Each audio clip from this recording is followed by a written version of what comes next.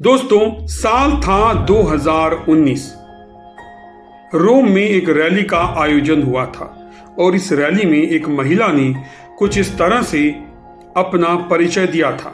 I am a woman, I am a mother, I am Italian, I am Christian and I am Georgia. Georgia कौन है? कुछ समय पहले तक ये नाम एक खास क्षेत्र तक ही सीमित था, यूरोप के एक खास इलाके, एक खास देश तक। लेकिन अब ये नाम पूरी दुनिया जान चुकी है। इस एक नाम ने पूरी दुनिया का ध्यान भूमध्य सागर में बसे देश इटली पर केंद्रित कर दिया है। दरअसल इटली की सत्ता में लगभग 8 दशक के बाद किसी धुर दक्षिणपंथी शासक की वापसी हो रही है। तानाशाह बेनिटो मुसोलिनी की नेशनल फासिस्ट पार्टी से मित्रता का भाव रखने वाली ब्रदर्स ऑफ इटली ने आम चुनावों में अप्रत्याशित सफलता हासिल की है। कहते हैं संभावनाओं में खेलना इंसान की बेवफा फितरत है, लेकिन अगर सब कुछ ठीक ठाक चला तो फिर इटली के इतिहास की पहली महिला प्रधानमंत्री बन सकती हैं जॉर्जिया। ये वही जॉर्जिया हैं जिनको लेकर यूरोप समेत दुनिया के कई हिस्सों में चिंताओं की बाढ़ सी आ गई। दोस्तों, ये कहानी है एक बेपरवाह पिता और सपनों से भरी माँ की एक बेटी की। पेशे से पत्रकार और मुसोलिनी को आदर्श बताने वाली नौजवान पार्टी कार्यकर्ता, मस्जिदों के खिलाफ मुहिम चलाने वाली राजनेता और इटली के अगले प्रधानमंत्री की सबसे मजबूत दावेदार। साल था 1977। रोम के एक मध्यम वर्गीय परिवार में एक बच्ची का जन्म होता है। नाम रखा जाता है जॉर्जिया। जॉर्जिया मेलोनी जब इस दुनिया में आई तो उनके पिता रोम छोड़कर जा चुके थे। उन्होंने एक दूसरे द्वीप पर अपनी दुनिया बसा ली थी। इस दुनिया में जॉर्जिया, उनकी माँ और उनकी एक बहन के लिए कोई जगह नहीं थी। 11 साल की उम्र तक वो कभी कभार ही पिता से मिलने जाती थी। फिर उन्होंने पिता से ये रिश्ता हमेशा के लिए खत्म कर दिया। जॉर्जिया और उनकी बहन एरियाना को उनकी माँ ने अकेले ही संभाला था। उनका पेट भरने के लिए उन्होंने कई तरह की नौकरी की। एक पुरुष सत्तात्मक समाज में खुद को साबित करने के लिए उन्हें हमेशा ही काफी मेहनत करनी पड़ी और इसका असर जॉर्जिया के बचपन पर भी पड़ा था। दोस्तों, साल था 1990 का दशक।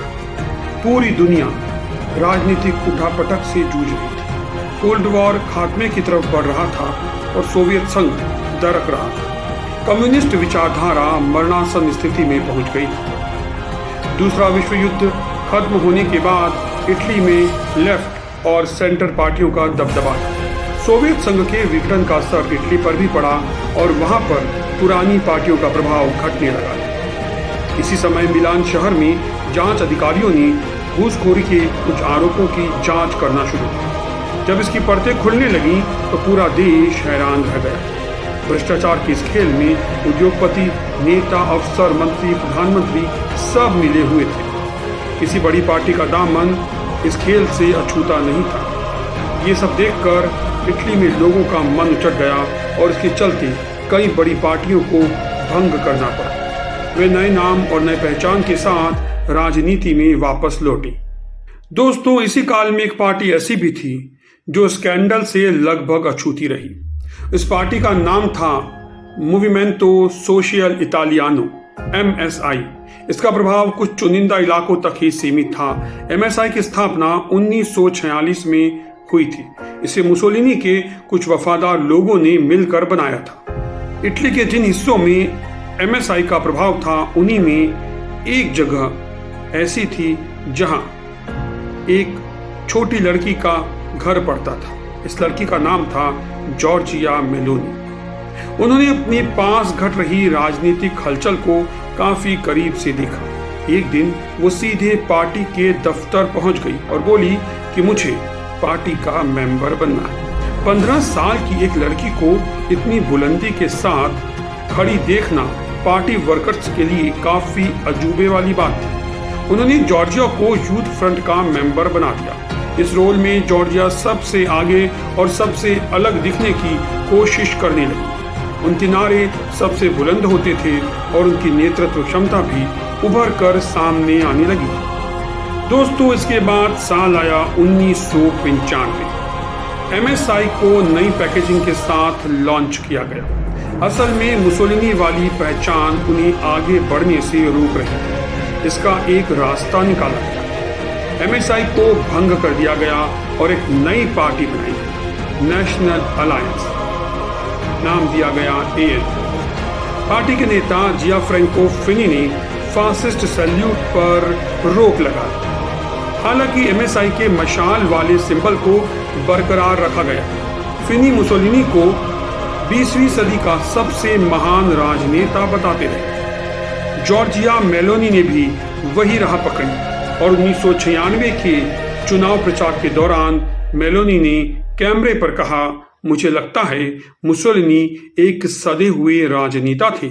उन्होंने जो कुछ भी किया वो इटली के लिए किया। और हाल के आम चुनाव के दौरान मेलोनी का ये वीडियो एक बार फिर सोशल मीडिया पर वायरल हुआ। इसी को लेकर उनके ऊपर फांसीवादी होने के आरोप भी लगे। कहा गया कि मेलोनी प्रधानमंत्री बनी तो इटली में तानाशाही लौटेगी। वो इससे इनकार करती हैं। मेलोनी कहती हैं कि ब्रदर्स ऑफ इटली के DNA में फांसीवाद, नस्लभेद, यहूदी विरोध जैसा कुछ भी नहीं है। दोस्तों, अब सवाल ये उठता है कि मेलोनी की जीत से यूरोप इतना चिंतित क्यों है?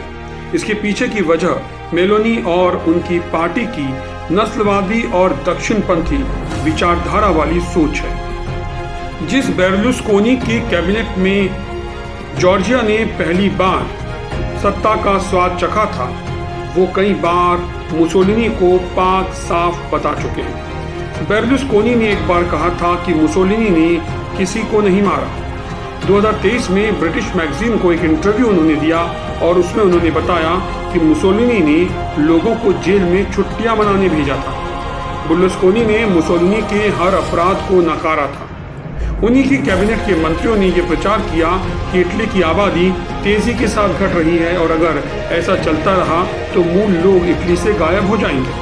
यानी इटली के जो मूल निवासी हैं वो इटली से गायब हो जाएंगे और बाहर के लोग आकर इटली पर कब्जा कर लेंगे। एक दौर में मुसोलिनी ने भी कुछ ऐसा ही भ्रम फैलाया था।